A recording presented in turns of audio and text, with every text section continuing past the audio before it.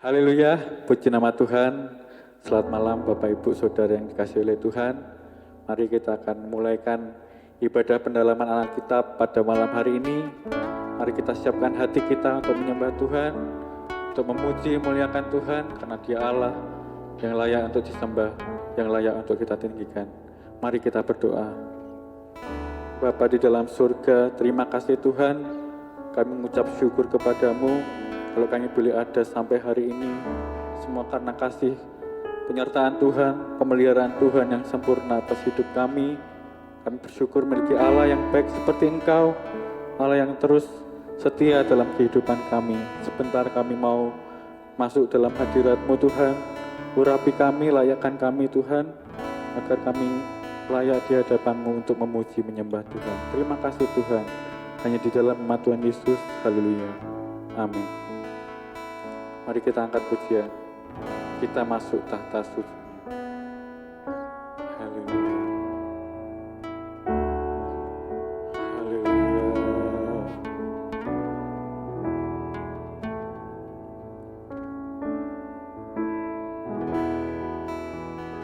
Kini saatnya berdiri di altarnya, sebab Allah Maha Kudus hadir di sini. Mari memuji, angkat tangan. Angkat tangan menyembah,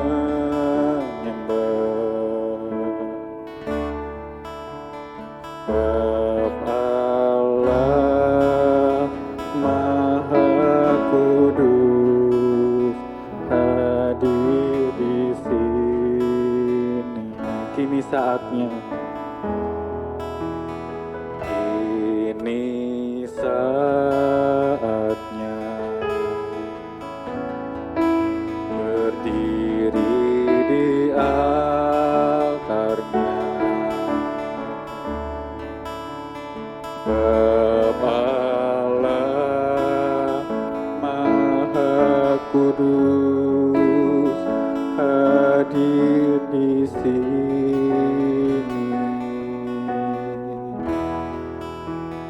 Mari memuji, angkat tangan menyembah, sebab Allah Maha Kudus hadir di sini.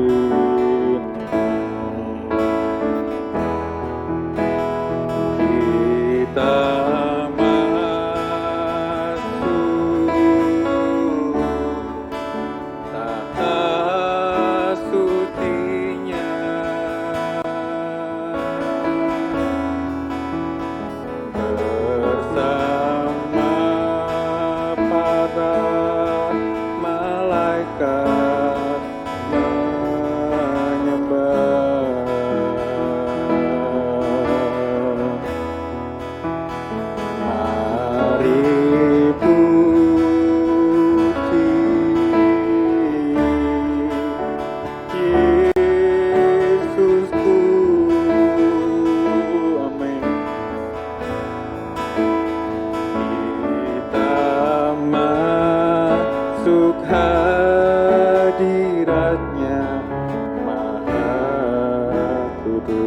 kita angkat pujian ini dari awal. Kini saatnya, kini saatnya berdiri di altarnya, sebab Allah Maha Kudus, sebab Allah Maha Kudus hadir di sini. Mari memuji, mari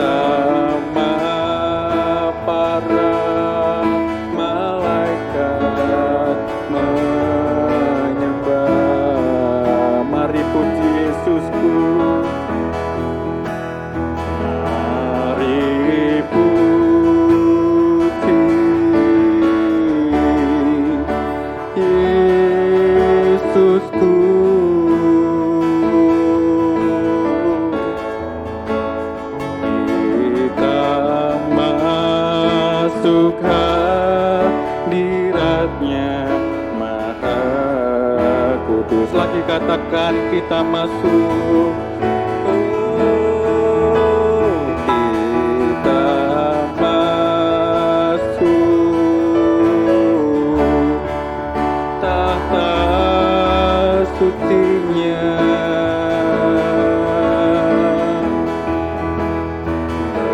bersama para malaikat menyembah.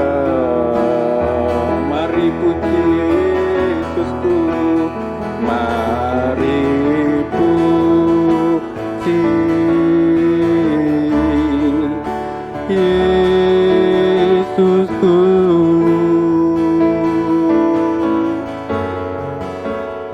Kita masuk hadirat-Nya Maha Kudus.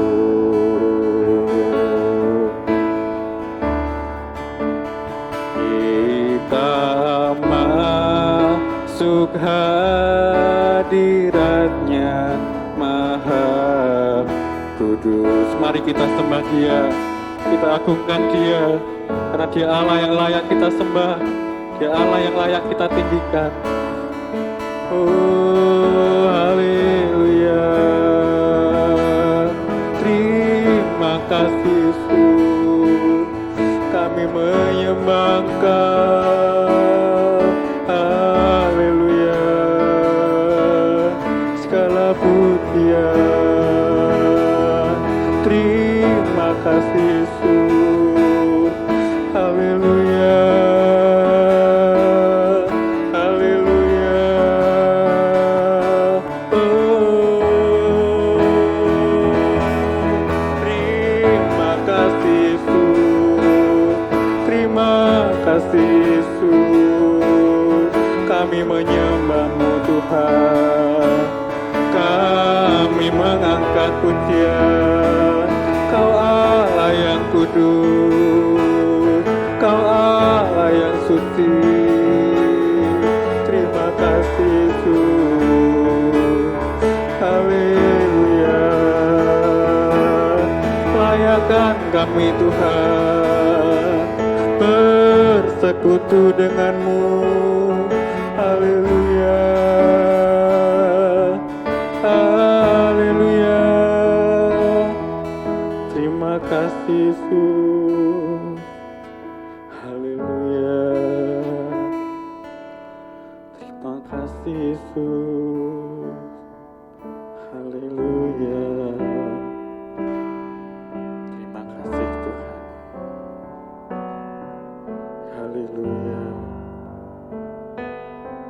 Bagaikan bejana siap dibentuk,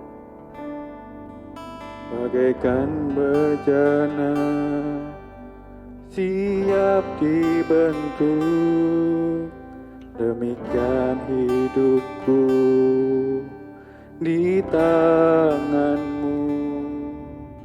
Dengan urapan kuasa Roh-Mu, ku dibaharui selalu. Jadikan ku Allah, jadikan ku Allah dalam rumah-Mu. Inilah hidupku di tangan-Mu. Bantulah seluruh kehendak-Mu dan menyebut tanah-Mu. Ku mau seperti-Mu Yesus, disempurnakan selalu dalam segenap jalanku, memuliakan nama-Mu. Kita angkat pujian ini dari awal. Bagaikan bejana siap dibentuk, bagaikan bejana siap dibentuk, Demikian hidupku di tanganmu, dengan urapan kuasa rohmu ku dibaharui selalu. Jadikan ku Allah, jadikan ku Allah dalam rumahmu. Inilah hidupku di tanganmu. Bantulah seluruh kehendakmu, pakailah sesuai rencanamu. Ku mau sepertimu, mau sepertimu Yesus. Sempurnakan selalu dalam segenap jalanku, memuliakan namamu. Ku mau sepertimu, mau sepertimu Yesus. Sempurnakan selalu dalam segenap jalanku,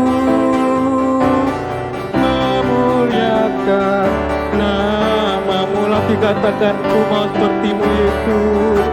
Ku mau sepertimu Yesus. Sempurnakan selalu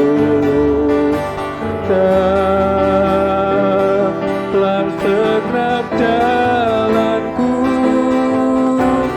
memuliakan namamu, memuliakan namamu, memuliakan namamu. Mari kita tundukkan kepala kita berdoa. Bapa kami di dalam surga, terima kasih Tuhan, kami boleh datang kembali di malam hari ini. Kami boleh menyembah Tuhan, kami boleh memuliakan Tuhan, kami boleh mengagungkan nama Tuhan. Biarlah setiap pujian kami, setiap penyembahan kami ini Tuhan, boleh berkenan di hadapan-Mu, menyenangkan hati-Mu Tuhan. Sebentar kami akan mendengarkan kebenaran firman-Mu Tuhan. Kiranya Engkau urapi hamba-Mu yang akan menyampaikan kebenaran firman-Mu. Biarlah setiap firman yang keluar dari mulut hamba-Mu boleh menjadi kekuatan kami dalam kami menjalani hari-hari ini Tuhan. Terima kasih Tuhan Yesus, terima kasih Allahku. Kami sambut firman-Mu hanya di dalam nama Tuhan Yesus. Haleluya. Amin. Haleluya, puji Tuhan. Saudara-saudara seiman, khususnya warga Jemaat GPD Efrata Yogyakarta, kita berjumpa lagi pada ibadah pelajaran Alkitab, dan kita akan melanjutkan lagi apa yang sudah kita pelajari beberapa Jumat yang lalu. Jumat yang lalu adalah merupakan hari-hari ibadah 10 malam untuk Roh Kudus. Maka tema yang saya sampaikan pada hari Jumat yang lalu adalah tema tentang Roh Kudus. Nah, pada kali ini kita kembali lagi untuk melanjutkan pokok bahasan kita pada Jumat yang sebelumnya, yaitu tentang Kain Habil, yaitu di dalam kitab Kejadian pasal 4. Jumat yang terakhir saya menyampaikan pelajaran ini, kita sudah belajar tentang pengendalian diri. Kain tega membunuh adiknya karena tidak dapat mengendalikan dirinya ketika dirinya dikuasai oleh rasa amarah, rasa kecewa, dan lain sebagainya. Kemudian saya memberi contoh-contoh tokoh Alkitab yang lain. Yang pertama, Hawa juga tidak dapat mengendalikan diri ketika pada dirinya muncul sebuah keinginan yang kuat. Setelah matanya melihat betapa indahnya buah yang sesungguhnya dilarang oleh Tuhan untuk mereka jamah.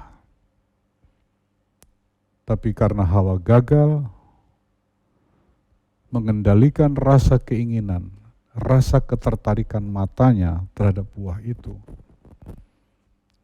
maka Hawa pun akhirnya melakukan sesuatu.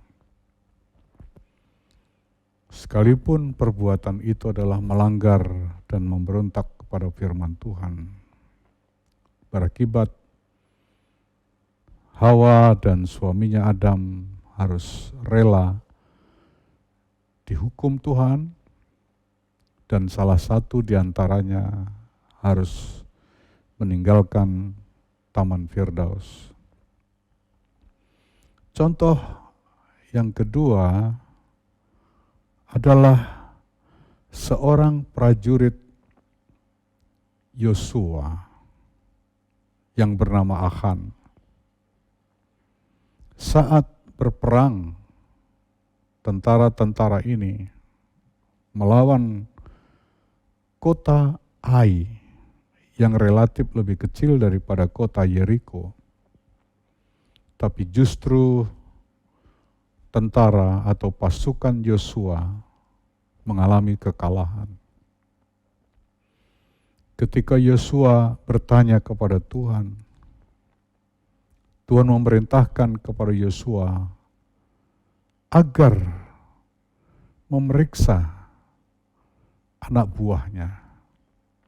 Sebab di antara anak buah Yosua ada yang telah melakukan pelanggaran, tidak dengar-dengaran pada firman Tuhan, yaitu mengambil barang jarahan. Dan ternyata didapatilah seorang prajurit yang bernama Achan. Achan mengaku bahwa karena keinginan untuk memiliki harta, benda-benda, jubah yang elok, emas, perak, sebagai barang jarahan perang, maka dia mengambilnya, kemudian menyimpannya di dalam kemahnya. Tindakan Achan tidak berkenan karena tidak sesuai dengan firman Tuhan. Maka Achan harus menerima hukuman. Ia bersama keluarganya harus dilempar dengan batu sampai meninggal. Ini juga karena kegagalan Achan mengendalikan diri, menguasai diri, setelah dirinya dikuasai oleh keinginan yang kuat untuk memiliki harta, benda yang indah-indah itu. Contoh ketiga yaitu Saul, saudara. Saul juga terpaksa harus melepaskan jabatan raja bagi Israel. Karena Tuhan tidak menghendaki lagi Saul mengenakan mahkota kerajaan Israel sebagai seorang raja. Karena apa? Saul juga gagal mengendalikan diri, mengendalikan keinginan untuk memiliki juga harta, yaitu domba-domba yang tambun sebagai barang jarahan yang sesungguhnya juga dilarang oleh Tuhan untuk diambilnya. Tuhan berfirman agar barang jarahan, termasuk hewan-hewan pun harus dibinasakan. Tetapi Saul membiarkan domba-domba yang tambun ini tetap hidup, lalu dimilikinya. Tuhan tidak berkenan mengutus Nabi Samuel untuk memperingatkan Saul. Dan Saul, oleh karena engkau telah mendurhaka kepada Tuhan, tidak dengar-dengaran pada firman-Nya, maka mahkota Raja Israel akan diambil oleh Tuhan. 3 contoh ini semua gagal mengendalikan diri, saudara. Dan ketiga-tiganya harus menerima akibat yang begitu fatal. Hawa kehilangan Taman Firdaus. Ahan dan keluarganya harus mati dilempar batu, sesuai dengan sistem hukuman orang Israel waktu itu. Kemudian Saul harus kehilangan tahta kerajaannya, kemudian digantikan oleh Daud. Ketiga tokoh ini gagal mengendalikan diri berkaitan dengan keinginannya untuk memiliki harta. Benda-benda yang elok, yang indah, yang mahal. Kemudian tokoh keempat sudah saya singgung sejenak. Tapi penting untuk saya baca ayat ini. Tokoh keempat ini adalah Daud. Karena kegagalan Daud mengendalikan diri tidak berkaitan dengan masalah berkeinginan untuk memiliki harta, tapi keinginan untuk memiliki seorang wanita yang adalah istri dari salah seorang panglima perangnya. Mari kita baca 2 Samuel pasal 11 ayat 2 sampai 5 sebagai berikut. Sekali peristiwa pada waktu petang, ketika Daud bangun dari tempat pembaringannya, lalu berjalan-jalan di atas sotoh istana, tampak kepadanya dari atas sotoh itu seorang perempuan sedang mandi. Perempuan itu sangat elok rupanya. Lalu Daud menyuruh orang bertanya tentang perempuan itu. Dan orang berkata, itu adalah Batsheba binti Eliam, istri Uria, orang Het itu. Sesudah itu Daud menyuruh orang mengambil dia. Perempuan itu datang kepadanya. Lalu Daud tidur dengan dia. Perempuan itu baru selesai membersihkan diri dari kenajisannya. Kemudian pulanglah perempuan itu ke rumahnya. Lalu mengandunglah perempuan itu dan disuruhnya orang memberitahukan kepada Daud demikian. Aku mengandung. Nah, ini penyebab kegagalan pengendalian dirinya lain lagi. Tidak berkaitan dengan keinginan untuk memiliki harta benda, tapi keinginan untuk menguasai seorang wanita yang adalah istri dari orang lain. Daud telah gagal mengendalikan diri terhadap keinginan untuk mensetubui, menzinai seorang wanita. Tentu Daud mengerti firman Tuhan. Sebagaimana dengan jelas tertulis sebagai salah satu dari 10 hukum Taurat, jangan berzina. Tetapi kenyataannya Daud, yang adalah juga hanya seorang manusia belaka, gagal menguasai keinginan dirinya, menguasai keinginan untuk memiliki seorang wanita yang bukan istrinya, untuk disetubui, dizinai. Dan akhirnya wanita tadi yang bernama Bathsheba mengandung. Ini kegagalan seorang Daud berkaitan dengan seorang wanita. Berkaitan dengan keinginan seksualnya. Nafsu seksualnya. Berbeda dengan 3 tokoh yang lain. Coba kita perhatikan. Ini bukan tokoh-tokoh sederhana. Ini tokoh-tokoh terkenal di dalam Alkitab. Tetapi siapapun mereka, siapapun kita, ketika kita tidak mampu, gagal menguasai diri, mengendalikan diri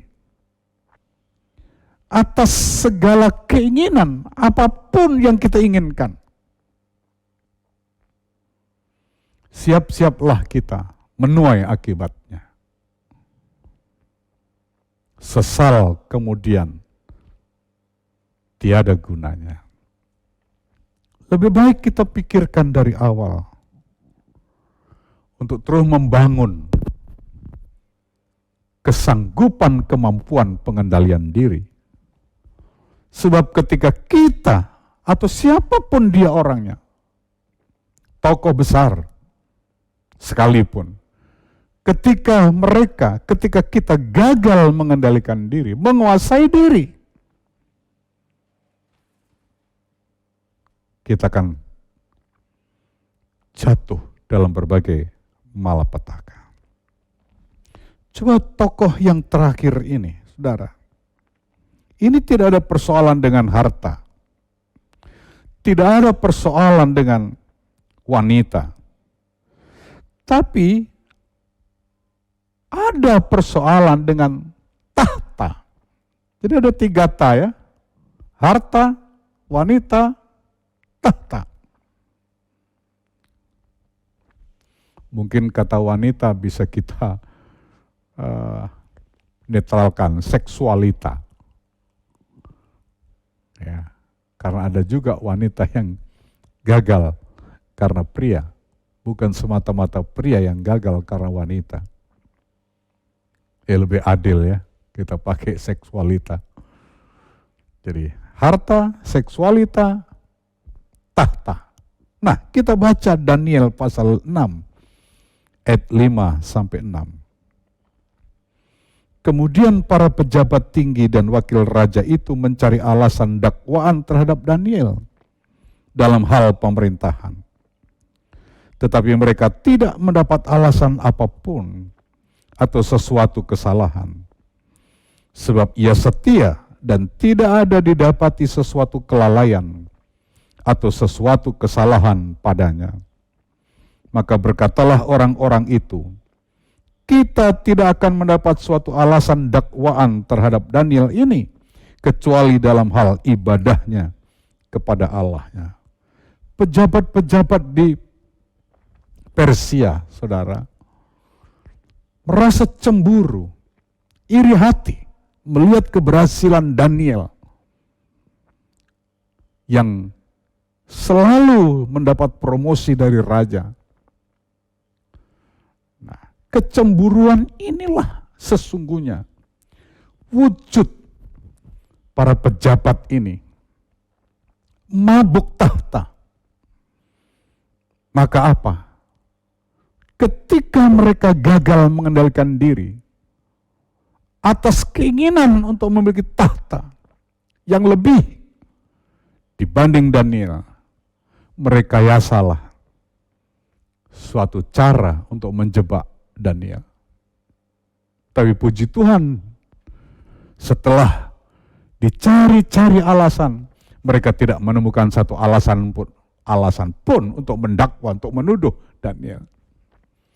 Akhirnya satu-satunya alasan untuk mereka pakai, menuduh, mendakwa Daniel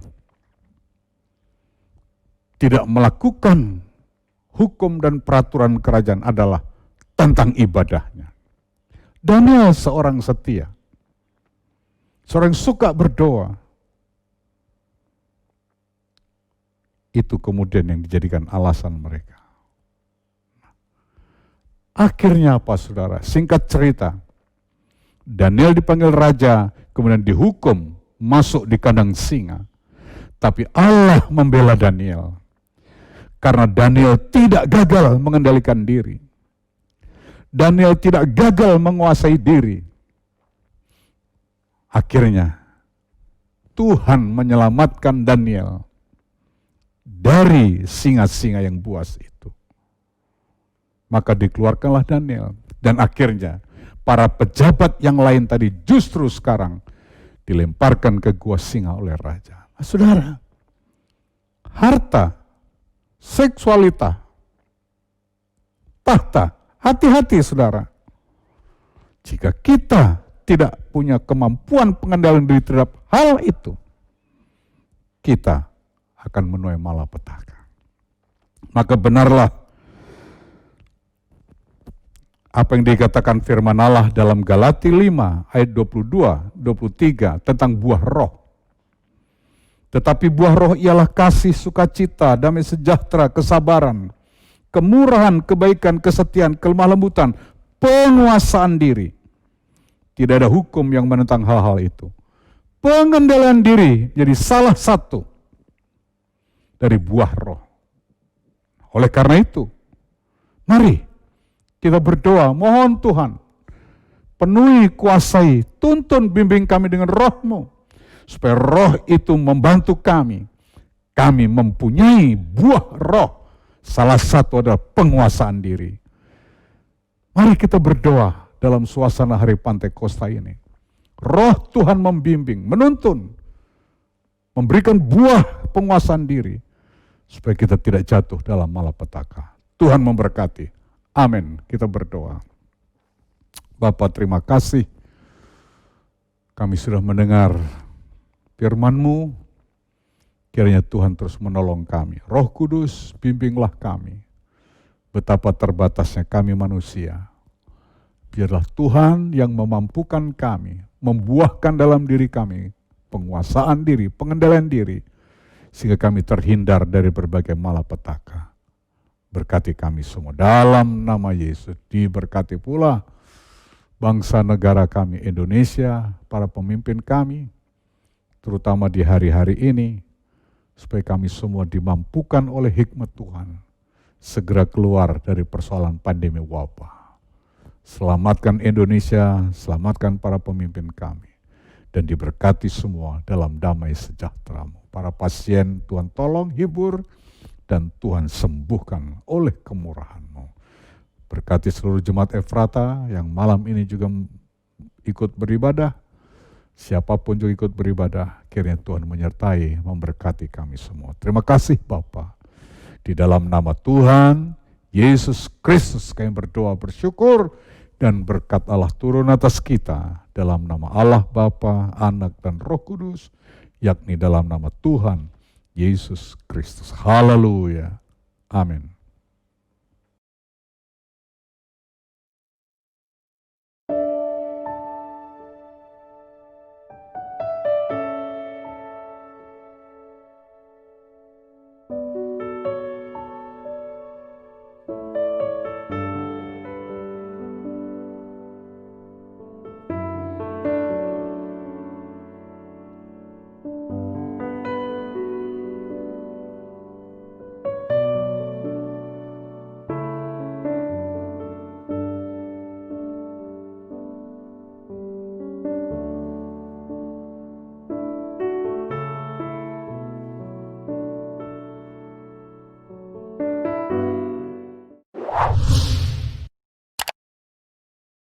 subscribe channel YouTube GPDI Efrata Yogyakarta dan aktifkan lonceng notifikasinya untuk mendapatkan informasi seputar live streaming dan video khotbah terbaru lainnya. Tombol subscribe berada di kanan atas channel kami dan jangan lupa klik tombol loncengnya. Tuhan Yesus memberkati.